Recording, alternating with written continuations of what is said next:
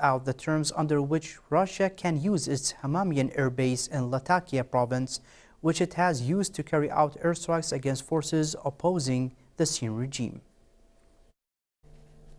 A ceasefire took effect today in a mountainous area of the Lebanese-Syrian border where Hezbollah militias claim to be on the verge of defeating Nusra Front militants. The ceasefire began today, halting fighting on all fronts in areas near the Lebanese border town of Arsal, where Hezbollah militias launched an assault on Nusra Front last week. The negotiations were brokered by Lebanese Internal Security Agency. The remaining Nusra Front fighters were willing to accept safe passage to Syria's rebel-held Idlib, and talks were continuing to agree the route that they would take. Yemeni President Abdel Mansour Hadi praised the National Army's victory after taking full control over Khalid bin Walid's strategic camp west of Taz. The control of the camp came after a violent attack supported by intensive air raids led by Saudi Arabia and with the participation of Apache helicopters.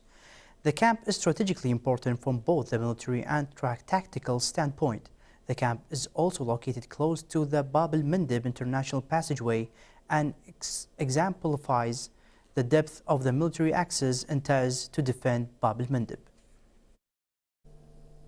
US lawmakers reached an agreement paving the way for the Senate to pass a bill as soon as this week to impose new sanctions on Russia.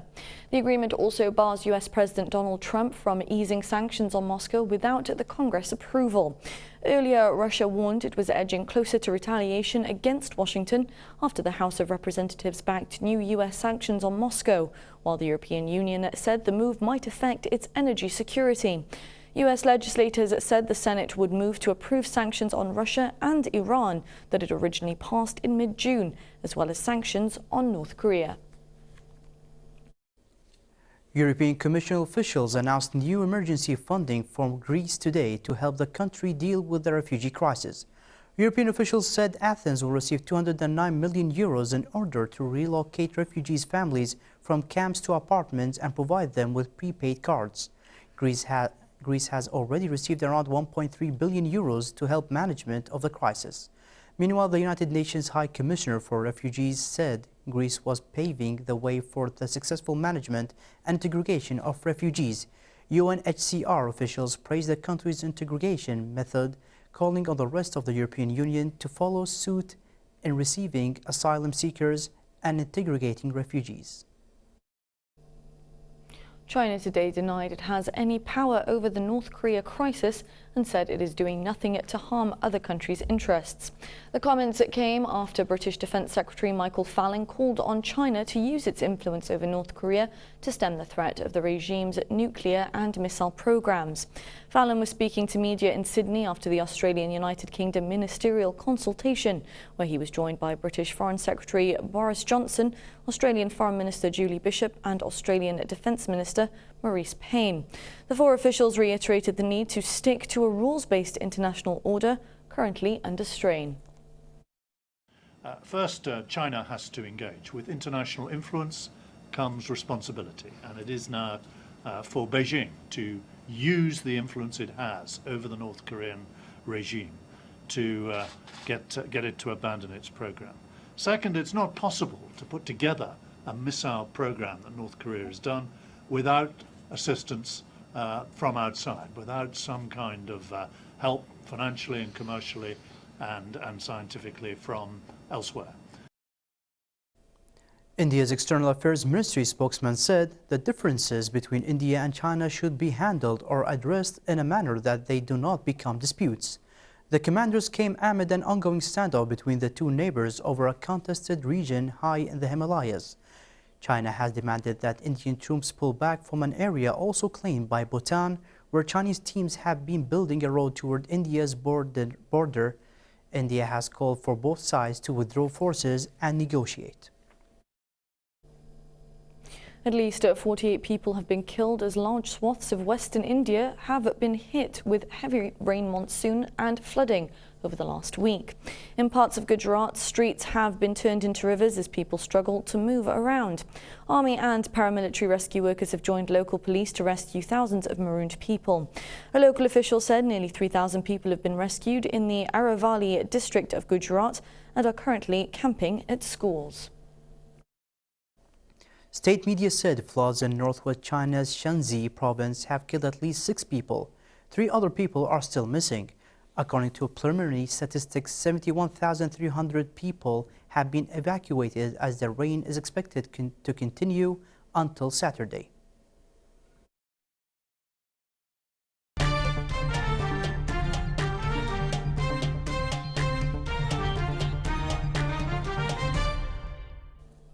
Moving on to business news, where the Kuwait Stock Exchange ended this week's trading with mixed returns.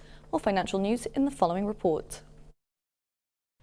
Kuwait Stock Exchange ended trading today on mixed boards as the benchmark plunged by 40 points to 6,805 points.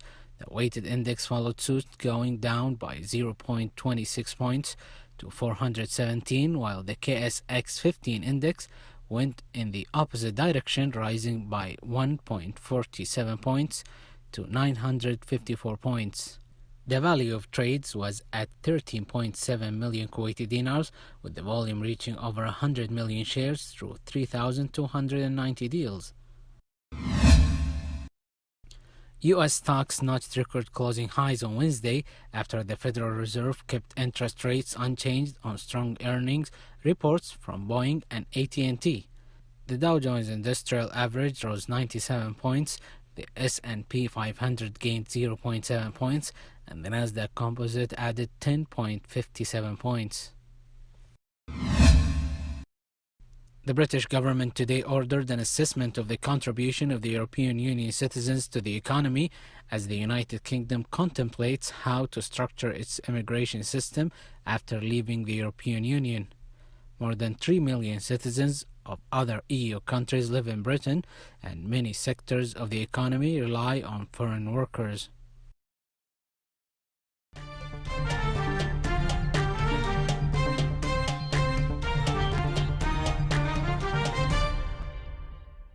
Head of the Spanish Football Federation, Ángel María Villar, has resigned his top positions at FIFA and European governing body UEFA after being jailed in Spain on suspicion of financial wrongdoing. More details in this following report. Suspended Spanish Football Federation boss Ángel María Villar has resigned as vice president and executive committee member of the UEFA. Villar, his son Gorka, and 2 other Football Federation executives were detained on July 18 on allegations of collusion, embezzlement, and falsifying documents. He was denied bail. He is also a vice president of FIFA and has denied all the allegations. Less than a week away from their highly anticipated rematch at UFC 214, UFC light heavyweight champion Daniel Cormier and top contender Jon Jones appeared at a news conference. The two met previously at UFC 182 in January 2015, with Jones defending his title via unanimous decision. Subsequent to the victory, Jones was stripped of the title and suspended indefinitely from the UFC. Cormier replaced him and went on to defeat Anthony Johnson at UFC 187 to win the vacant title. Serbian tennis player and 12-time Grand Slam champion Novak Djokovic said he would miss the rest of the 2017 season to fully recover from an elbow injury which has been dogging him for the past year and a half. He said he reached the decision after consulting various doctors and specialists and that recovery will not require surgery. He also said the injury escalated at the recent Wimbledon tournament, forcing him to pull out of the quarter-final match. Now let's take a look at the national and international weather news with Farah Al-Ali.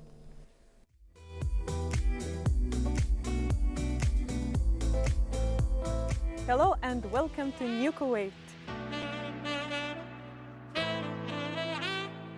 One of the important projects we have in Kuwait, which is Jabir Causeway. We'll will be a new strategic route which facilitates the development plan for the northern part of Kuwait.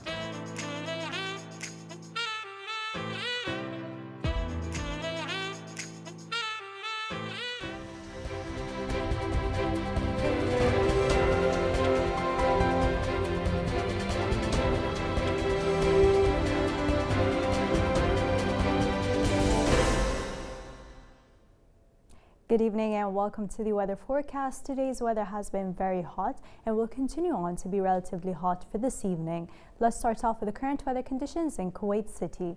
We see that we've got clear skies in the region with a northwesterly wind with a speed of 32 kilometers per hour. The temperature outside is 48 degrees Celsius, humidity with 8%, and visibility is more than 10 kilometers. As for the latest satellite image, we see that we've got clear skies in the region. This is all due to the fact that we're under a low pressure system, giving us the very hot and humid weather for the upcoming 2 days. It's quite cloudy, especially in Saudi Arabia, Yemen and Oman. Tonight's weather will continue on to be relatively hot with light to moderate northwesterly wind with a speed of 10 to 30 kilometers per hour. The temperature expected in Kuwait City is 35, فيلك Island 34, Warba Bobihan 35, Garo Kubaranum Al Maradim 34 degrees Celsius. As for the desert areas, Wafra 35, Shigai Salmi 32. Tomorrow early morning it's still going to be very warm and the temperature is expected in Wafra is 31, Nuwaislib 30, Garo Kubaranum Al Maradim 34 degrees Celsius. As for Kuwait City 31 degrees, Faylik Island 34, Warba Bobihan 35.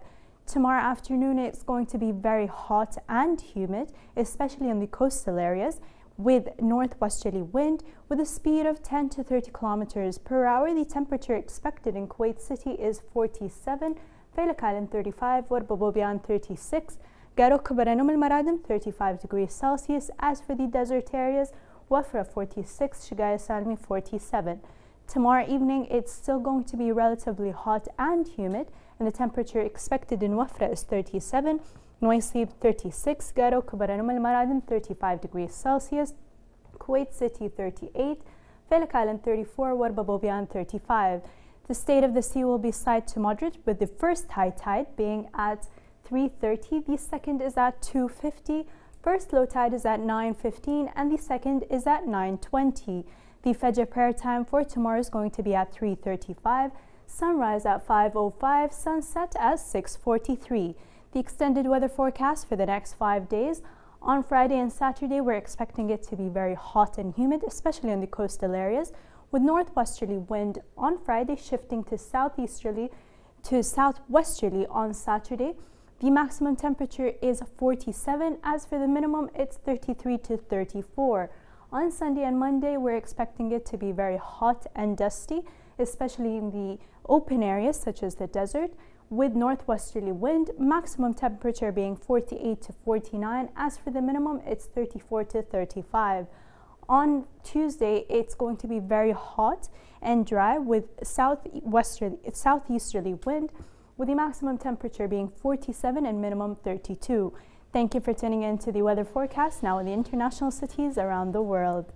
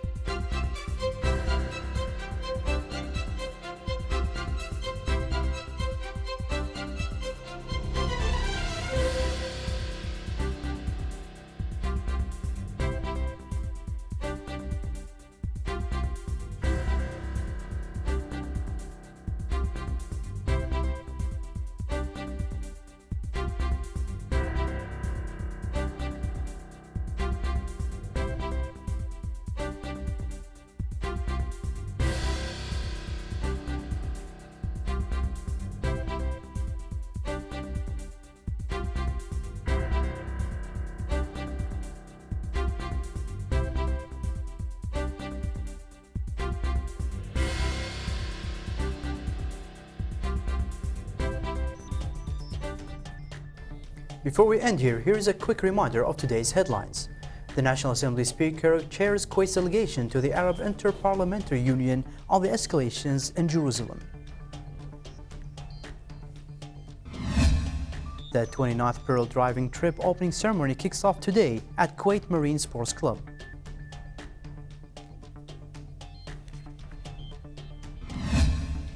The Israeli occupying authorities removed the latest security measures that instigated the recent violence in Jerusalem. And a ceasefire takes effect on the Lebanese-Syrian border, where battles continued with the Nusra Front. This was the 7 o'clock main news. For a chance to see our reports again, please visit our YouTube channel at MOI Kuwait News. Thank you for tuning in and have a good evening. Take care.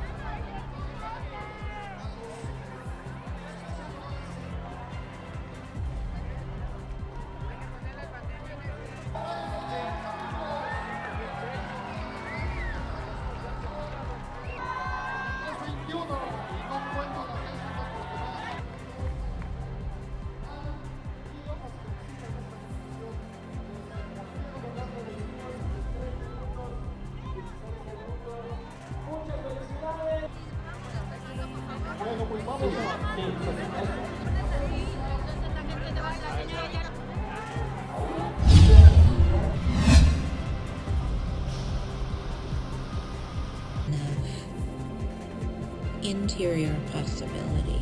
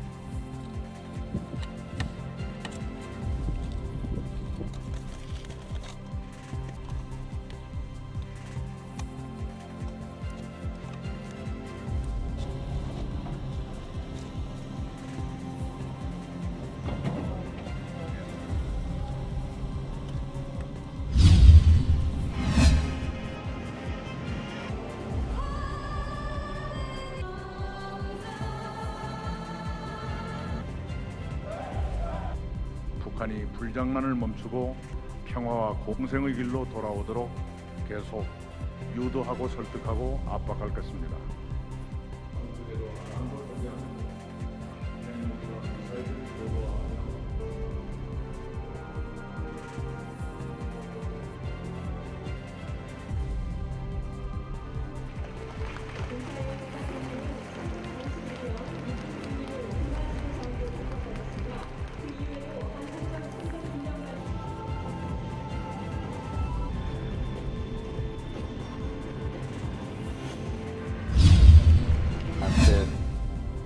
The risks are principally in equity markets. That's the sort of engine room.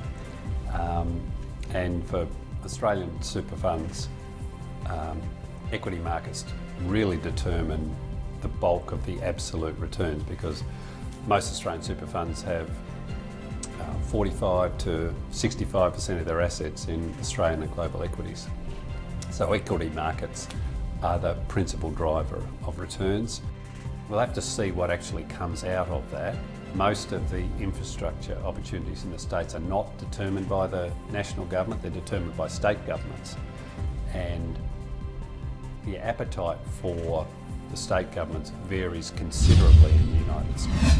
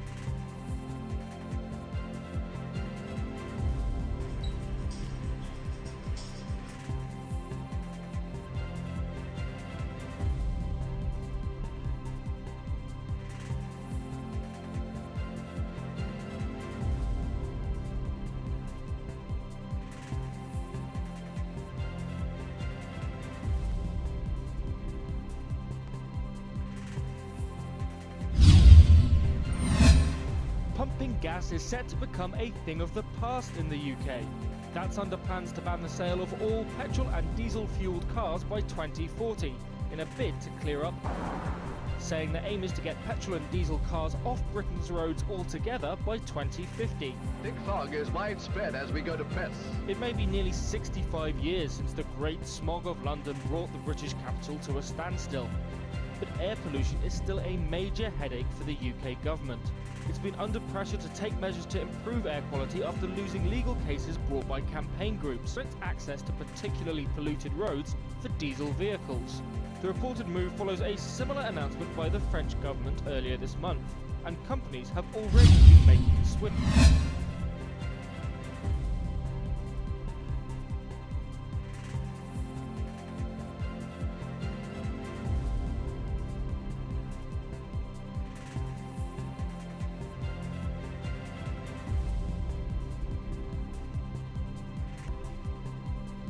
对于这个不足3%的政府管理价格。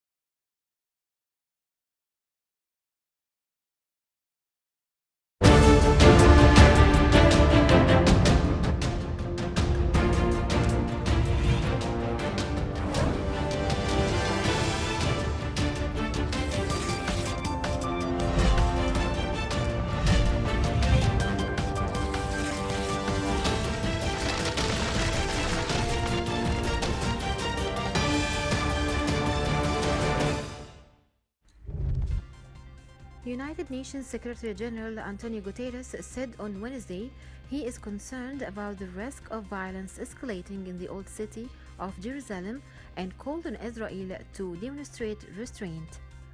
The Secretary General's statement was issued after rival Palestinian factions Fatah and Hamas issued calls for mass protests by Muslims against Israel on Friday over security measures installed at a contested site. The UN chief called on all political, religious, and community leaders to refrain from provocative action and rhetoric.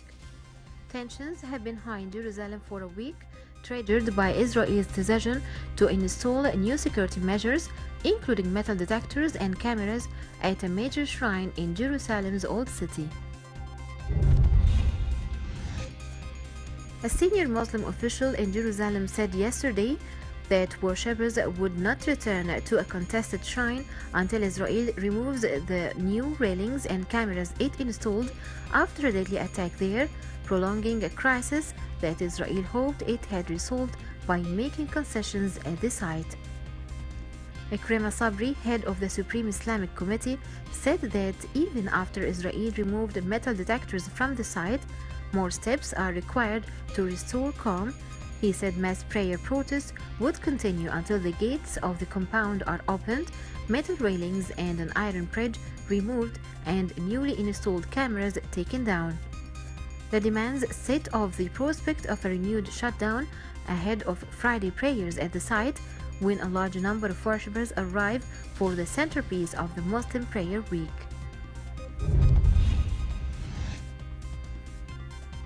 One of the notorious commanders of the IS was killed in the Syrian army troops' attack on the terrorist group's defense lines in eastern Hama. The army engaged in fierce clashes with the IS south of the town of Thria in northeastern Hama and managed to impose control over several positions overlooking Hill 23 that was previously captured by the pro-government forces. A number of terrorists and a field commander were killed in the army attack in eastern Hama. A number of terrorists were also injured in the operation. Relevant reports said on Monday that the Russian and Syrian fighter jets carried out several combat flights over the IS's defense lines and movements in eastern Hama to provide aerial backup for the Syrian regime troops that were moving towards Deir ez-Zor. Turkey, the United States, the Kingdom of Saudi Arabia, Britain, France, and other nations are demanding the UN Security Council takes action to ensure air convoys reach millions of needy Syrians as violence diminishes. In a rebuke to President Bashar al-Assad's regime, the letter signed by 14 heads of mission in Geneva raised serious concerns about the implementation of 7 Security Council resolutions on humanitarian access in Syria. In the letter dated July 24th and addressed to the Security Council President, the nations said they remain extremely concerned that the United Nations is being excluded from sending humanitarian convoys to besieged and hard-to-reach areas inside Syria. Although the violence in Syria has fallen off since Russia, Iran and Turkey launched a plan for de-escalation zones in May, the lessening in fighting has not translated into more aid deliveries. At least 26 Afghan soldiers have been killed and 13 wounded in a Taliban attack on a military base in Kandahar province, the Defense Ministry said Wednesday, the latest blow to struggling security forces. Ministry of Defense spokesman General Dawlat Waziri said the militants attacked an army camp in Karatsli area of Karkiz district in Kandahar last night. Afghan soldiers bravely resisted, he said, killing more than 80 insurgents. Residents in the area described an hours-long attack launched by a 30-strong convoy carrying hundreds of Taliban who assaulted the base from multiple directions. Nearly 3 weeks back, the United States gave China a draft resolution to impose stronger sanctions on North Korea over the July 4 missile launch, but now Russia's engagement is proving to be a test for the planned action. As the US tutored the progress it's making in talks with North Korea's only regional ally, China, on imposing new United Nations sanctions on Pyongyang over its latest missile test, US Ambassador to the UN, Nikki Haley, said that Russia's engagement will be the true test. Senior diplomats have stated that Ambassador Haley had been aiming for a vote by the 15-member Security Council within weeks. Authorities in the breakaway north of ethnically divided Cyprus said Wednesday they have lifted restrictions on Maronite Christians reclaiming homes and property in villages that have been under Turkish military control for over 4 decades. The announcement by the office of Turkish Cypriot leader Mustafa Akinci came 3 weeks after the collapse of high-level talks in Switzerland that aimed to reunify the island nation as a federation. Akinci's office did not specify when Maronite residents will be allowed to return, but said a timetable would be prepared shortly. Maronites, descendants of Christians from Syria and Lebanon who came to Cyprus centuries ago, fled for villages in 1974 when Turkey invaded following a coup by Cypriots who wanted to unite the island with Greece. Spanish Prime Minister Marina Rajoy denied yesterday any knowledge of an illegal financing scheme within his Conservative Popular Party as he testified as a witness at a major graft trial. It was the first time that a serving Prime Minister in Spain has testified in a criminal case. The trial centers on a vast big bag scheme that allegedly saw companies shower former Popular Party lawmakers and civil servants with bribes in exchange for contracts and helped fund the party. Prime Minister Rajoy is not accused of anything himself, but was asked to testify because as the party's chief since 2004 and a high-ranking member before that, he would have knowledge of how the party operated. He said there was a clear separation between political and economic party matters within the Popular Party and that his responsibilities were always of the political sort. German and UN officials said 2 German UN peacekeepers were killed on Wednesday when their helicopter crashed as they were monitoring clashes in northern Mali. UN diplomats confirmed that the attack helicopter and the crew had been supplied by Germany to the UN mission in Mali. The German defense minister said in Berlin late on Wednesday that 2 soldiers have given their lives for the country. The army believes the cause of the crash a massive technical failure. In a bid to ease the pressure on Greece and Italy, the European Union had stepped up pressure on rebellious eastern states to take in their fair share of refugees. Brussels is insisting that the bloc's eastern states accept migrants under mandatory codes adopted at the height of the migrant crisis. While Hungary and Slovakia are set to see their appeal against the plan rejected after the advisor to the EU's top court said the codes were a fair way of easing the pressure on other countries in the continent. Meanwhile, the European Commission has taken its landmark legal action against Poland, Hungary, and the Czech Republic. OPEC moved to cap Nigerian oil output and called on several members to boost compliance with production cuts to help clear excessive global stocks and support flagging prices. OPEC has agreed with several non-OPEC producers led by Russia to cut oil output by a combined 1.8 million barrels per day from January 2017 until the end of March 2018. OPEC states Libya and Nigeria were exempted from the limits to help their oil industries recover from years of unrest. The deal to curb output propelled crude prices above $58 a barrel in January, but they have since slipped back to a 45 to 50 range as the effort to drain global inventories has taken longer than expected. Rising output from U.S. shale producers has offset the impact of the output curbs, as has climbing production from Libya and Nigeria. Katie Ledecky was beaten in the 200-meter freestyle by Italy's Federica Pellegrini on Wednesday evening in Budapest, falling short in her bid to become only the second female swimmer to win 6 golds at a single world championship.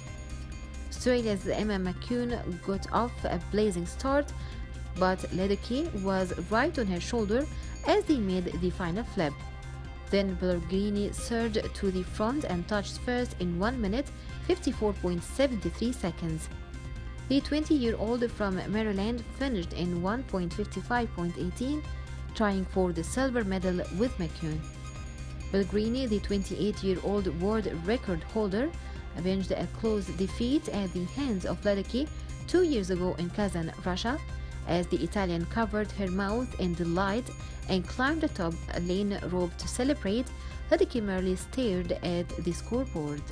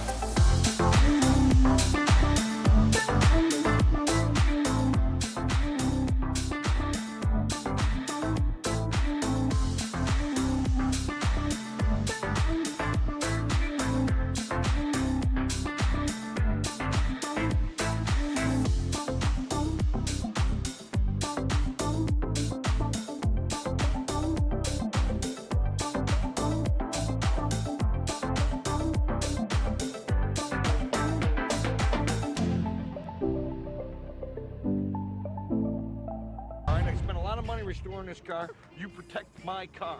And don't change the music. Step. Don't bite my ear. Watch for bad guys near my car.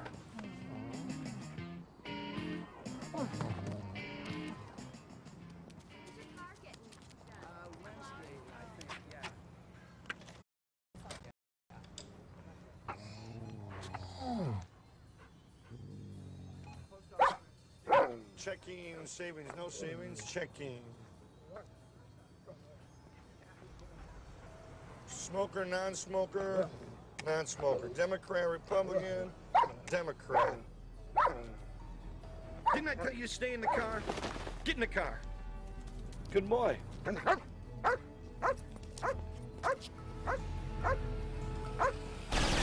down! Police! Get down! Down! Police! Police! Down! Get down! Oh, no, not here! Not by my car! Oh. Come back! We're under fire! Repeat! Pin down and under fire! Is this guy after the money or is he just pissing your car? Can you reload, please? Thank you.